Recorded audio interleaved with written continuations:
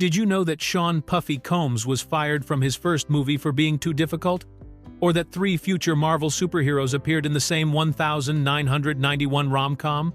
Strictly Business might seem like just another early 90s comedy.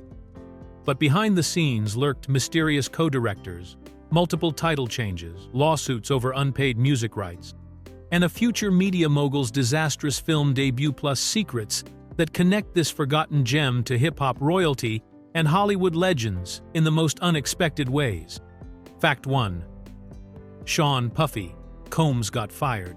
Before Sean Combs became one of the most powerful figures in hip-hop as the founder of Bad Boy Records, he experienced one of his earliest professional setbacks on the set of Strictly Business in 1991.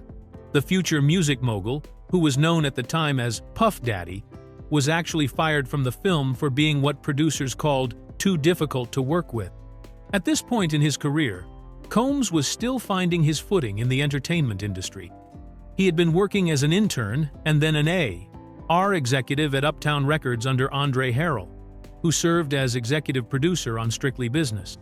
This connection likely helped him land a role in the movie, but his behavior on set quickly became problematic for the production team. The exact details of what made Combs too difficult haven't been fully revealed, but industry insiders suggest that his strong personality and ambitious nature, which would later make him successful as a businessman, didn't translate well to taking direction as an actor. His dismissal from the film became part of hip-hop folklore, representing an early example of Combs' uncompromising approach to his career. Interestingly, despite being fired from his acting role, Combs didn't completely disappear from the production. He ended up serving as an unofficial consultant to Tommy Davidson, advising the comedian on authentic wardrobe choices, street slang, and mannerisms that would make his character Bobby more believable to audiences familiar with urban culture. This early setback proved to be just a temporary stumble in Combs' meteoric rise. Within 2 years of being fired from Strictly Business, he would be dismissed from Uptown Records as well, which led directly to him founding Bad Boy Records in 1993.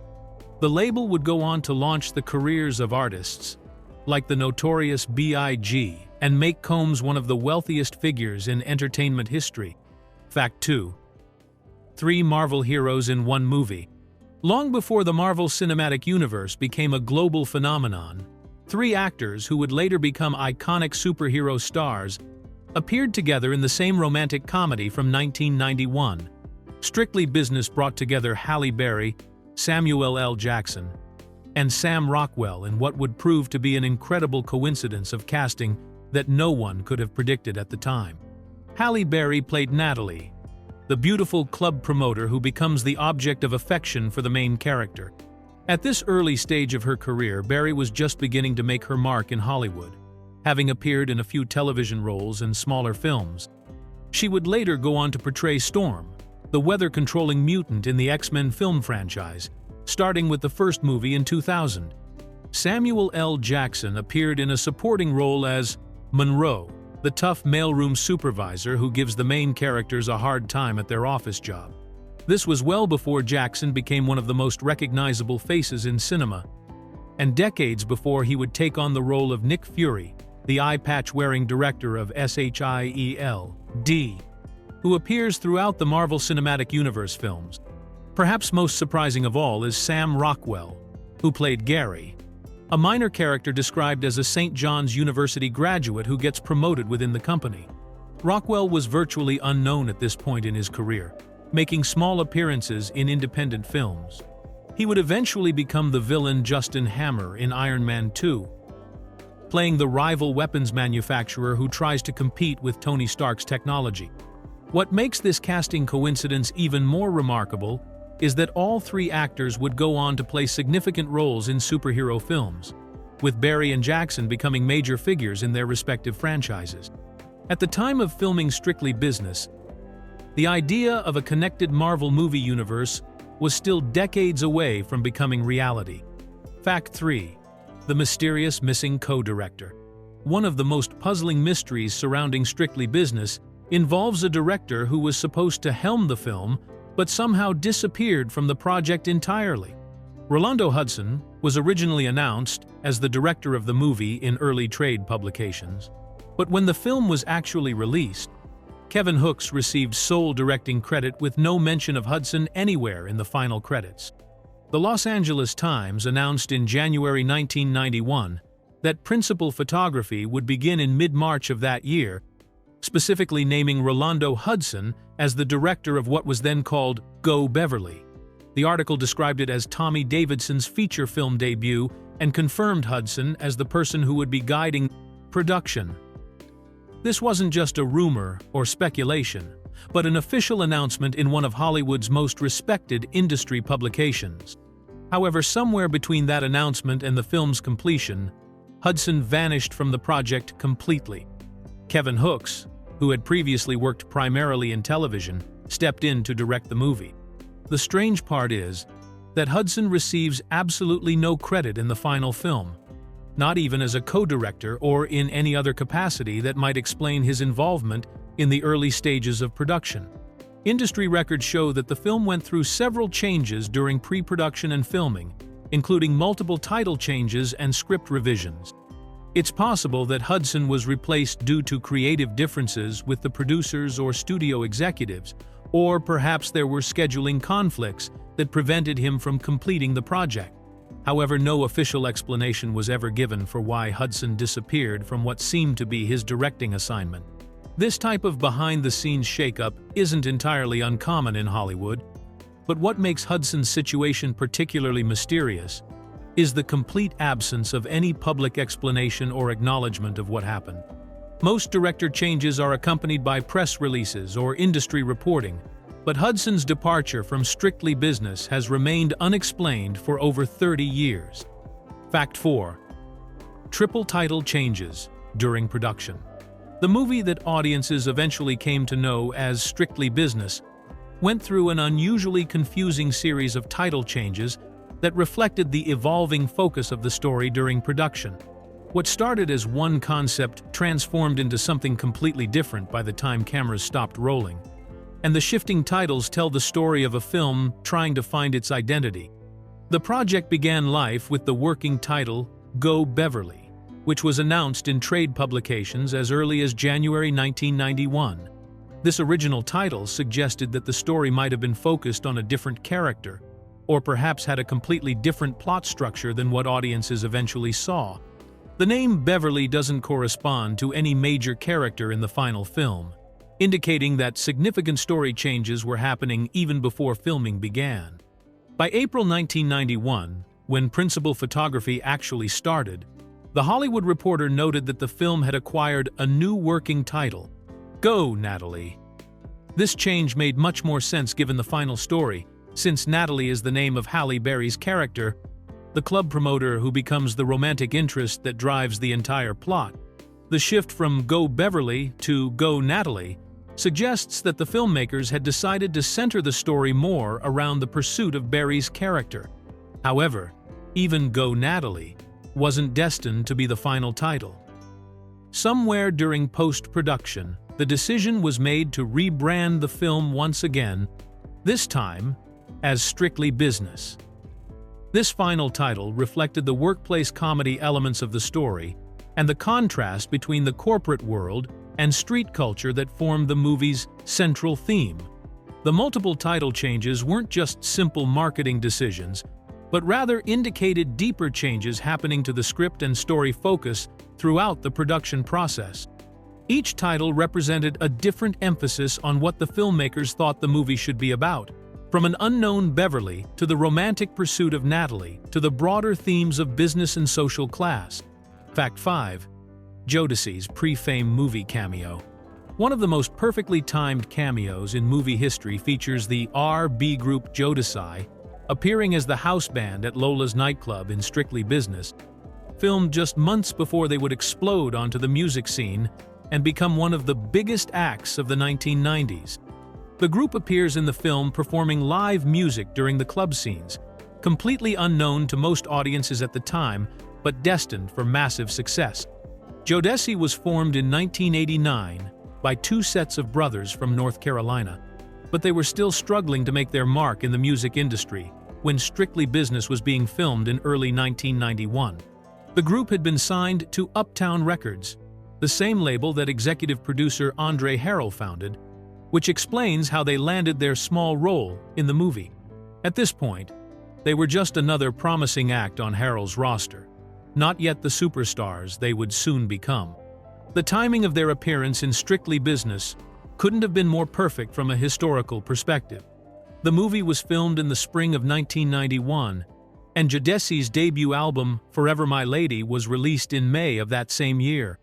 By the time the movie hit theaters in November 1991, the group had already scored their first major hit with the title track from that album, which reached number 18 on the Billboard Hot 100. What makes their cameo even more interesting is that they're credited simply as Band at Lola's in the film's credits, reflecting their relatively unknown status at the time of filming. Within just a few years, Jodeci would become one of the most influential R&B groups of their generation, known for their blend of hip-hop attitude and smooth vocals that helped define the sound of early 90s R&B. Their appearance in Strictly Business serves as a time capsule, capturing the group at the exact moment they were transitioning from unknown artist to major stars. Fact 6. The deliberate spelling error. A curious detail hidden in the end credits of Strictly Business reveals what appears to be an intentional formatting choice that changes how one of hip-hop's biggest stars is credited for his musical contribution to the film. The rapper known worldwide as LL Cool J appears in the movie's song credits spelled as LL Cool J with periods placed between each letter, creating a completely different visual presentation of his stage name. This unusual spelling choice stands out because LL Cool J had been a major recording artist since the mid-1980s, and by 1991, his name was well established in the music industry, with the standard formatting of 2 capital L's, followed by Cool J with no periods. The artist, whose real name is James Todd Smith, had released 6 successful albums by the time Strictly Business was made, making it highly unlikely that the production team was unfamiliar with the correct spelling of his stage name. The formatting with periods between the letters gives his name a more formal, business-like appearance that actually fits with the movie's corporate themes and title. Instead of the bold, streamlined look of LL Cool J, the credit reads as LL Cool J, which resembles how someone might format initials in a business document or formal correspondence.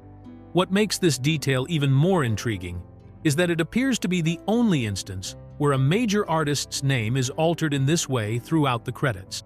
Other musical contributors maintain their standard formatting, suggesting that the change to LL Cool J's name was a deliberate creative decision rather than a simple mistake.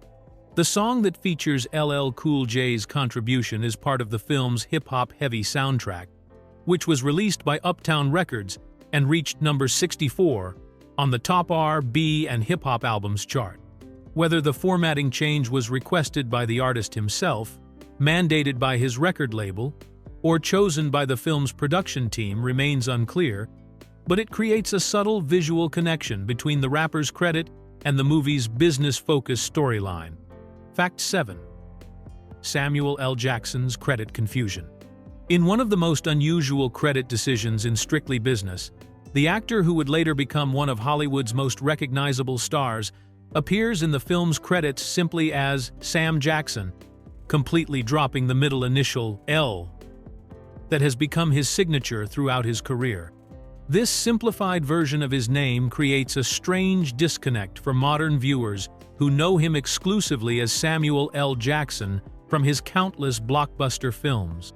By 1991, Jackson had already been acting professionally for over a decade, appearing in films like Do the Right Thing and Goodfellas, and he was typically credited with his full name including the middle initial.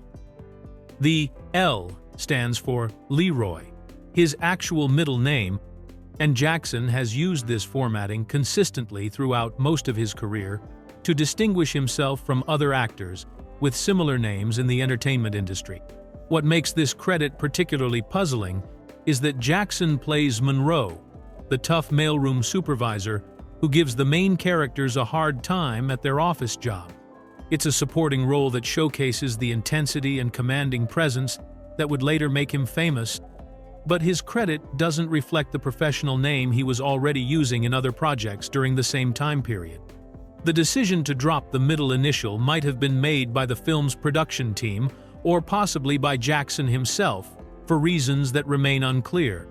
Some actors choose to use shortened versions of their names for smaller roles or early in their careers.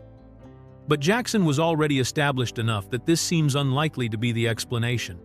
This credit anomaly has become a fascinating piece of movie trivia, especially considering how famous the Samuel L. Jackson name would become in later years with his roles in Pulp Fiction, Snakes on a Plane, and the Marvel Cinematic Universe. Watching Strictly Business today, seeing Sam Jackson in the credits feels almost like discovering an alternate version of one of cinema's most prolific actors. Fact 8. The $200,000 music rights lawsuit. Several months after Strictly Business hit theaters, the film became entangled in a significant legal dispute when production company Island World Incorporated filed a $200,000 lawsuit against producer Andre Harrell and his company Uptown Films Incorporated.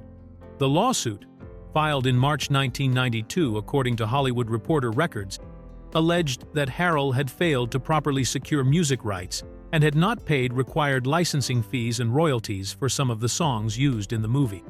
This legal trouble was particularly embarrassing for Harrell, who was not only the film's producer but also the founder of Uptown Records, one of the most successful urban music labels of the early 1990s. As someone deeply embedded in the music industry, Harrell would have been expected to understand the complexities of music licensing and the importance of properly securing rights for film soundtracks. The lawsuit highlighted the complicated web of music rights that can surround a single movie, especially one with a hip-hop and R&B heavy soundtrack like Strictly Business.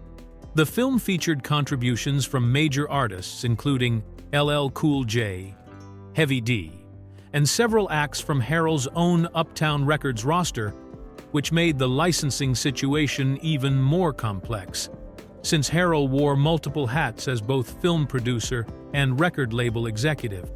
Island World's allegations suggested that some of the music used in the film had been included without proper authorization or payment, which could have created serious financial and legal problems for the movie's distribution. Music rights disputes can be particularly costly in the film industry, as they can lead to movies being pulled from theaters or require expensive re-editing to remove problematic songs. The outcome of this lawsuit has never been publicly documented, leaving it unclear whether the parties reached a settlement, whether Island World prevailed in court, or whether the case was dismissed.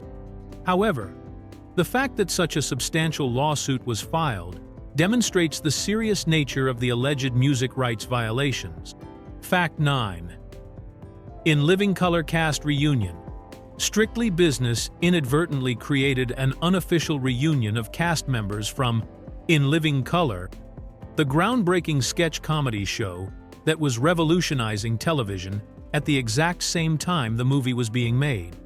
3 performers from the Fox series appear in the film: Tommy Davidson in the lead role as Bobby, Kim Coles as Millicent, and Anne-Marie Johnson as Deidre, bringing together a significant portion of the show's talented ensemble cast. In Living Color had premiered in April 1990 and was quickly becoming one of the most influential comedy shows on television, known for launching the careers of comedians like Jim Carrey, Jamie Foxx, and the Wayans brothers. The show was famous for its edgy humor, diverse cast, and willingness to tackle social issues through comedy, making it a perfect training ground for the type of performers who would fit well in a movie like Strictly Business. Tommy Davidson was one of the show's breakout stars, known for his impressions and character work, and his role as Bobby marked his transition from television sketch comedy to feature films. Kim Coles played various characters on In Living Color and brought her comedic timing to the role of Millicent in the movie. Anne-Marie Johnson, who had already established herself as a dramatic actress before joining the sketch show, played Wayman's uptight girlfriend Deidre. The fact that 3 In Living Color cast members ended up in the same movie wasn't necessarily planned as a reunion, but rather reflected the show's impact on the entertainment industry. and the demand for its performers in other projects.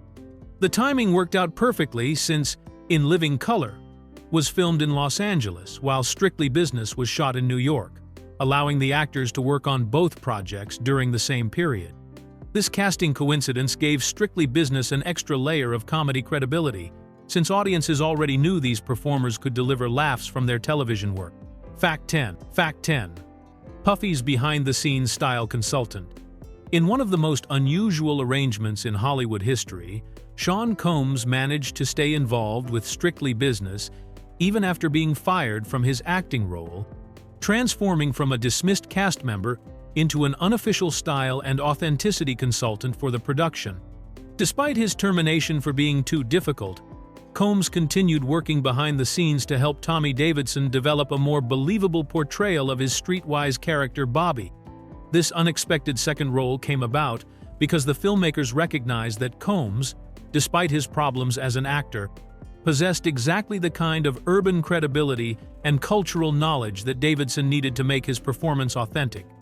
Davidson, who was primarily known for his work on the sketch comedy show In Living Color, was comfortable with comedy but needed guidance to convincingly portray someone from the streets of Harlem.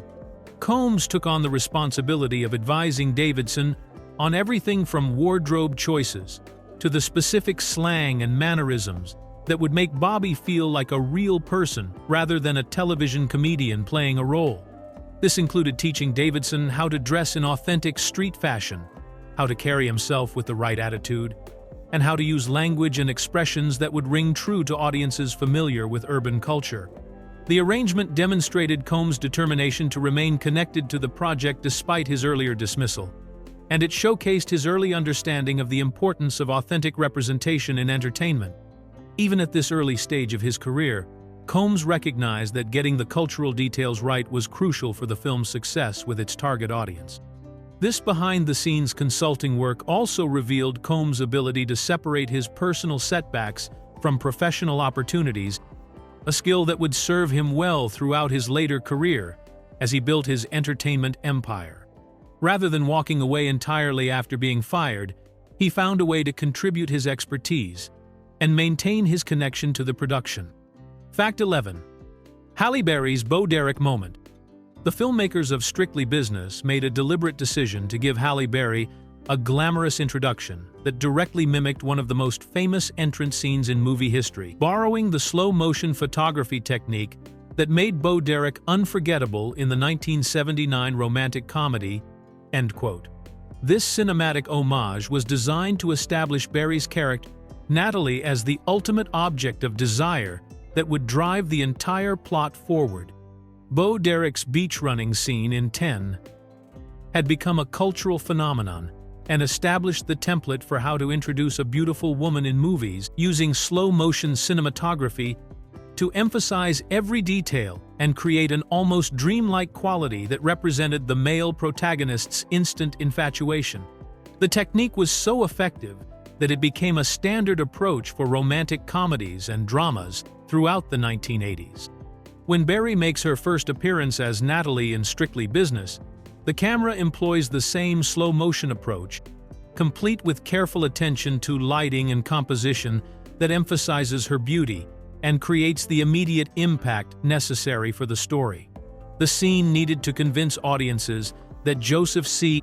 Phillips' character Wayman would become completely obsessed with this woman after just one glimpse, making the visual presentation crucial to the film's believability. This deliberate reference to 10 also served to position Berry alongside Derek as a new standard of beauty in Hollywood, which was significant for Berry's career as she was still establishing herself as a leading lady. The filmmakers were essentially announcing that they believed Berry had the same star quality and screen presence that had made Derek famous over a decade earlier. The slow-motion introduction technique worked so well that it became one of the most memorable moments in Strictly Business, even for viewers who might not have consciously recognized the reference to 10. The scene successfully established Natalie as worth the elaborate schemes that follow in the rest of the movie. Fact 12.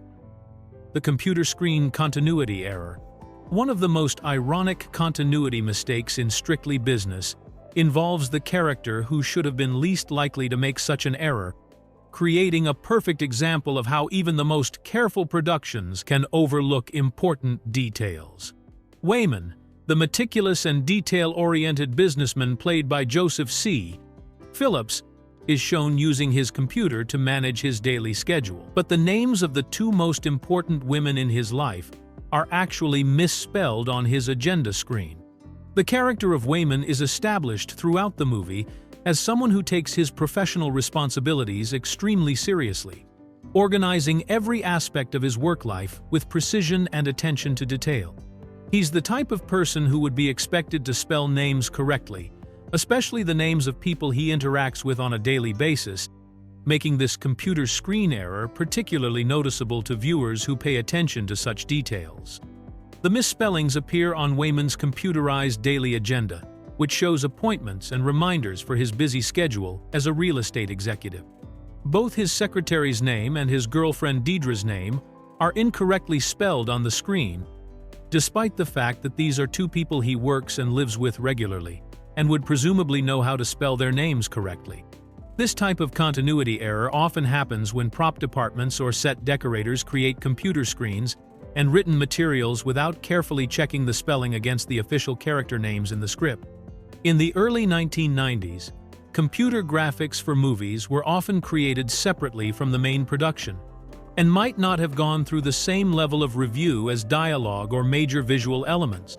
The mistake becomes even more amusing when you consider that Wayman's character arc involves him learning to pay attention to people and relationships rather than just business details, yet he apparently hasn't been paying close enough attention to spell the names of the women closest to him correctly on his own computer system.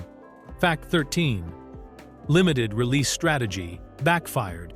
The distribution strategy for Strictly Business represents one of the most puzzling marketing decisions in early 1990s cinema, as the film was released in only select markets instead of receiving a wide national release, despite strong audience approval ratings that suggested it could have been much more successful with broader exposure. This limited release approach severely restricted the movie's box office potential and likely contributed to it being largely forgotten by mainstream audiences. According to CinemaScore polling data reported in The Hollywood Reporter, an impressive 82% of audiences who saw Strictly Business graded the film favorably, indicating that viewers genuinely enjoyed the movie and would likely recommend it to others. These are the kind of audience scores that typically lead to positive word-of-mouth marketing and sustained box office performance, making the decision to limit the film's availability even more baffling.